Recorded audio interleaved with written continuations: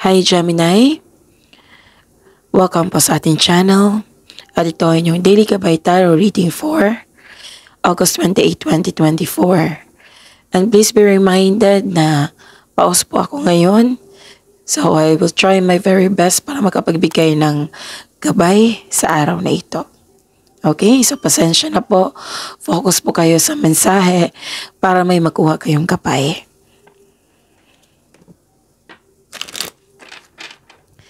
Please be reminded also kung naka-resonate kayo, comment down. Kung hindi kayo naka-resonate, ibigay niyo po sa iba kasi general reading po ito.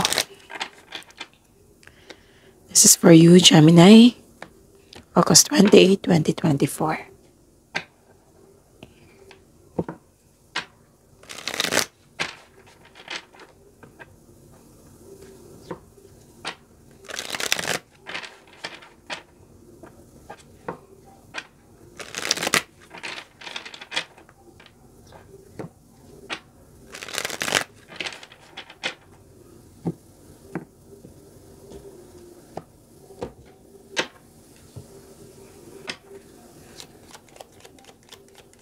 Spirit's Guide.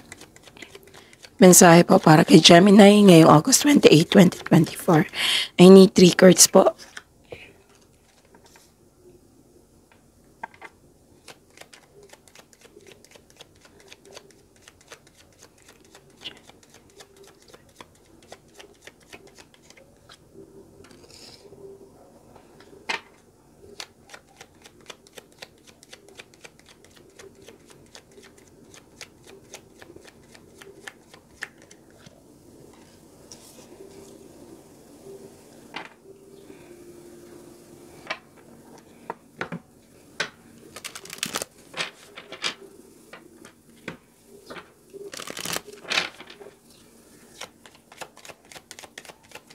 Spirit's Guide, message po para kay Gemini ngayong August 28, 2024. I need 2 cards po.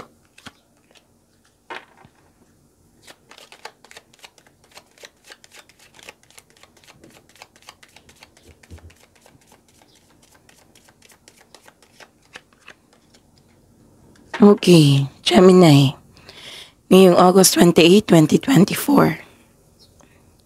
Wow, ang ganda.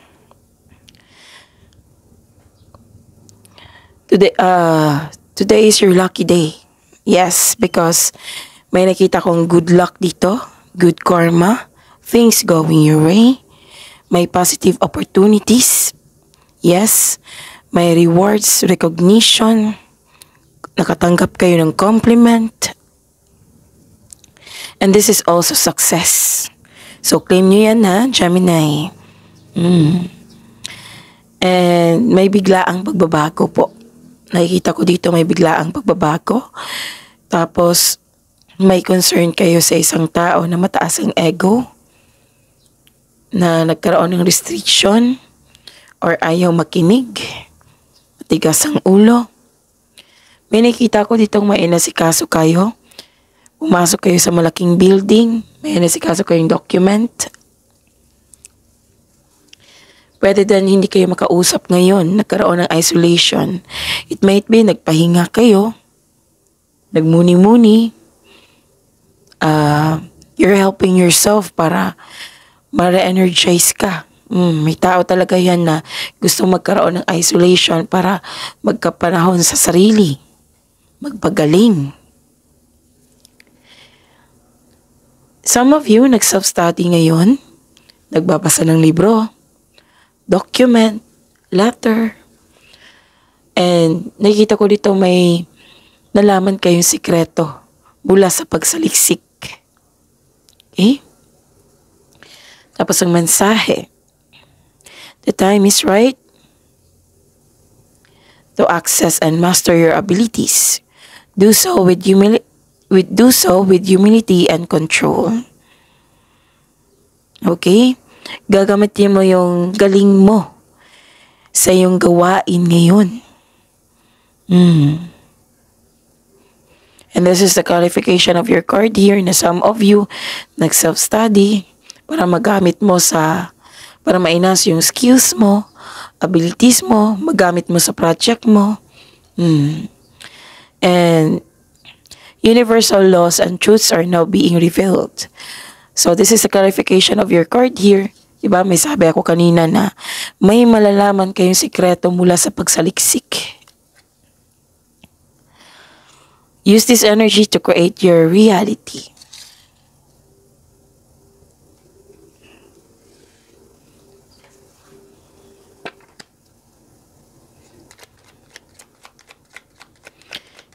Spirit's Guide, energy po ni Gemini ngayong August 28, 2024.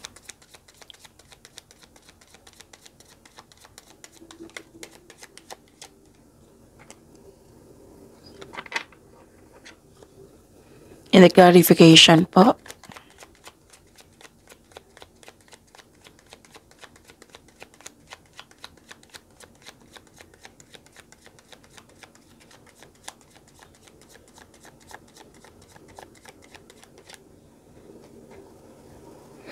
this is daily reminder para hindi kayo maguluhan, para hindi kayo malito.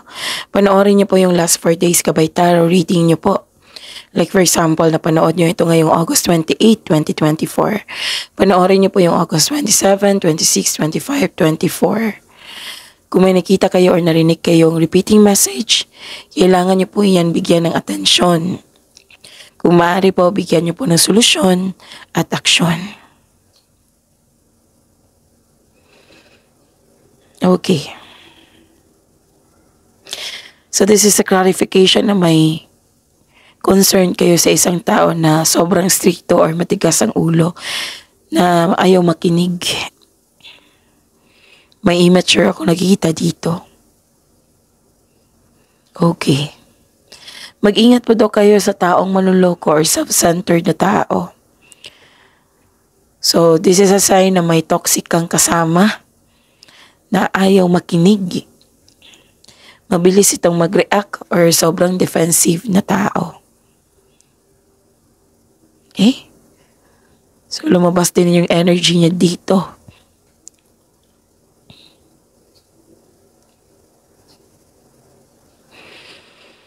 Okay.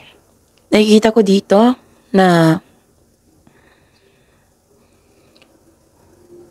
may ganap na kompetisyon or rivalry. Hindi ka natutuwa. Sa Gemini kasi, hindi yan natutuwa sa isang tao na nakipag-compete sa kanila. Kasi si Gemini is very genuine. Ayaw niya ng kompetisyon. Ayaw ng rivalry. Kaya hindi ka natutuwa talaga sa mga taong ganyan na nakipag-compete sa iyo. Kasi alam mo kung saan ka, napatunayan mo na. Oo, napatunayan mo na sa sarili mo na kaya mo. Okay? Na hindi mo na kailangan makipag-compete kasi kasi matalino ka. Alam mong each of us, meron tayong sariling galing, diba? Okay. So, this is the third card na nagsabi dito na umiwas po daw kayo sa taong matigas ang ulo, ayaw makinig sa inyo. Mag-iwas po daw kayo sa isang tao na hindi totoo sa inyo kasi mapanlin lang tong taong to Malapit lang po ito sa inyo. Okay? Dandahan ko lang po yung bawat salita para maintindihan nyo sana.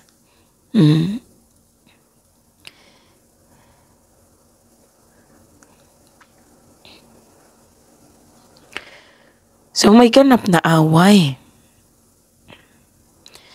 Dahil sa, kanina pa to dalawang card na nagsabi na hindi sang-ayon sa inyong plano.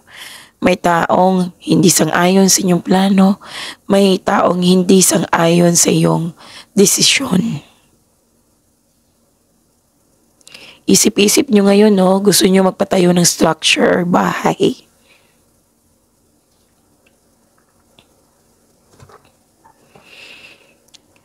So may ganap na competition, like for example, patok sa yung produkto mo. Kung ikaw yung negosyante, yung produkto mo, patok sa masa ngayon, tapos ginaya ng kaibigan mo. Pwede din ginaya ang iyong ideas, ang iyong strategy.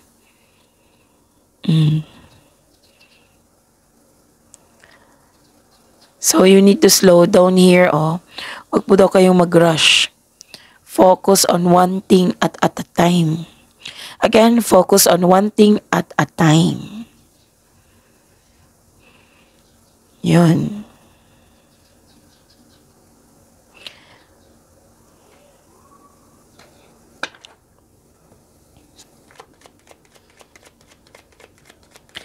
Spirit's guide.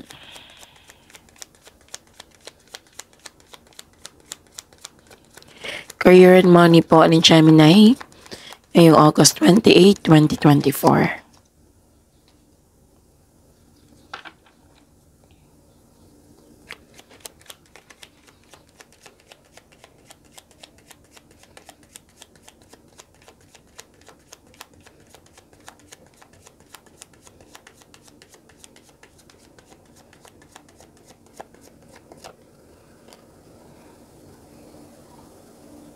Okay, this is your career and money.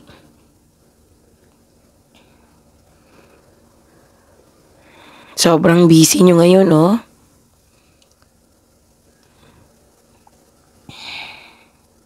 Wow. Granted yung manifestation mo.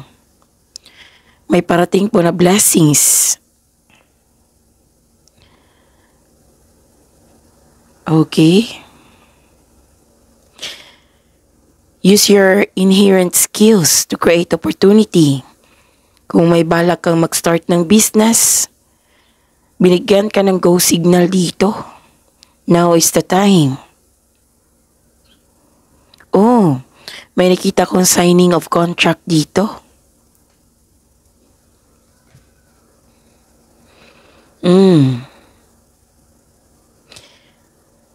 You're divinely guided. All things are possible. Okay. So may signing of contract dito, may negotiation. Nag-negotiate kayo for a raise of allowance or may literal talaga na contract. Signing of contract. Okay? So claim this message. May parating na blessings, granted yung manifestation mo. You are divinely guided. That na nagsabi dito, all things are possible. You can make your imagination real. Busy kayo, ang taas ng self-confidence nyo. Diba sabi ko sa inyo, parang kahapon yun na nagsabi ko sa inyo na may pagbabago. Ngayon, nagkaroon na ng adaptation. Kasi nga, that is your strength. Yung adaptation. Yes, maninibago kayo sa pagbabago. Pero observer ka matalino ka. So, ngayong araw na ito, nagkaroon ng adaptation. Okay? So, ano pa?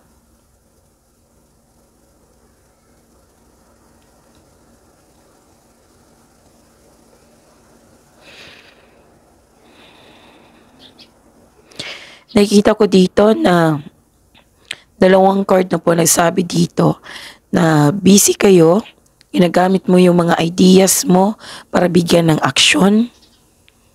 And this is card, diba sabi ko kanina, na adaptation sa pagbabago. Oh, andito rin yung beginning to Nagkaroon ng bagong insights and clarity kung paano i-improve ang iyong kaperahan o proyekto. Gumagawa ka na ng aksyon ngayon para magkaroon ng improvement sa inyong kaperahan at sa inyong project. Dalawang card na po nagsabi dito na may sign na magsimula ka ng negosyo or mag-level up ka sa trabaho. Sobrang determined mo dito. Nagkaroon ng determinasyon. Meron kang new ideas na agad mong bigyan ng aksyon para magkaroon ito ng maagang resulta. May pag-uusap dito. It might be, mag-uusap kayo ng taong immature.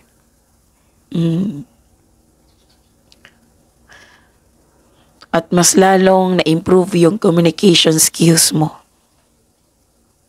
Okay?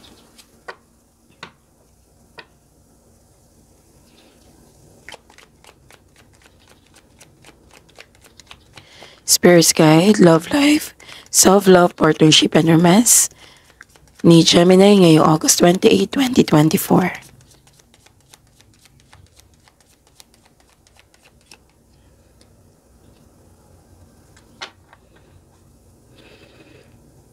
Okay. So, saglit lang po.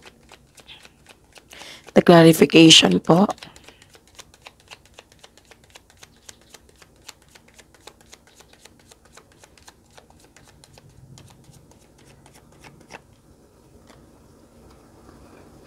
Itong tatlong card na ito, from here to here,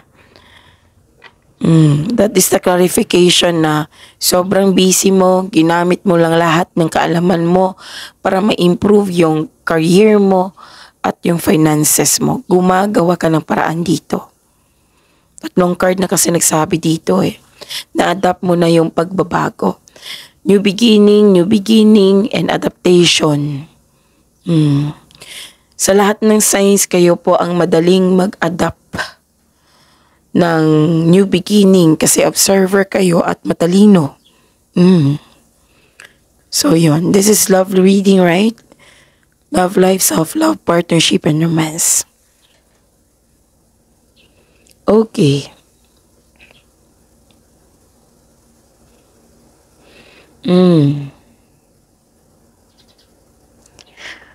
Guarded ka dito ayaw mo na masaktan kahit may kasama kang matigas ang ulo, sobrang stricto, ayaw makausap or yung strong personality. Nag-a-adjust ka dito or umiiwas ka. Yes. Tapos umiwas din po kayo sa mga chismis, baka madamay po kayo. Okay? Yun. Actually, may celebration dito. Togetherness. It might be, okay. So, this is community And another card na nagsabi na may busy kayo. Sa mga single dito, maaaring makatagpo ka ng new partner through friends. Sa mga marelasyon, sa buhay mag-asawa, may date kayo ngayon or group date, maaring may celebration sa inyo, monthsary, anniversary, birthday, or achievement na na-fulfill. Kaya nag-decide kayong lumabas ngayon para i-celebrate ito. Okay? So, dalawang card na kasi nagsabi dito na granted yung manifestation mo. May achievement, may na-fulfill. Nag-celebrate kayo. So, this is very good kasi this is a positive energy. Okay? So, this is a celebration card. It's time to have fun and focus on spending time with your friends and family. This is also means stress reliever. Celebrating with good friends or family is what you need most right now. So far, ang ganda ng cards nyo ngayon na. Okay? Yung challenge nyo lang is yung taong matigas ang ulo, ayaw makinig, ang taas ng ego, yung immature. And so far, ang ganda-ganda ng cards nyo ngayon. So claim this success, good luck, good karma, things going your way, which is lumabas nga, things going your way. Claim this celebration kasi nakakabuti yan sa'yo. Okay? So, yun, busy kayo ngayon. Baka ma-burnout kayo ha. So, iwasan magpagod. Okay? Pahinga. So yun. Again, pasensya na po sa boses ko ngayon. At sana'y klaro po ang mensahe. So medyo slow ako ngayon para klaro yung salita ko. At sana yung naintindihan. See you tomorrow, Gemini.